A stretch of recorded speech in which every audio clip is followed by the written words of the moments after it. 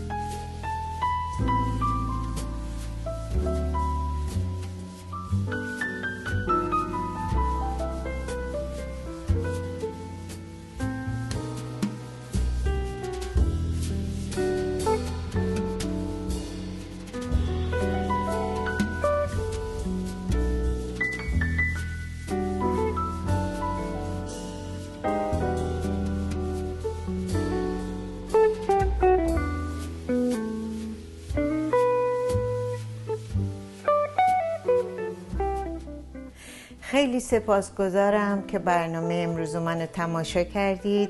امیدوارم که لذت برده باشید و حتما این اسنک خوشمزه رو برای خودتون و خانواده‌تون درست بکنید.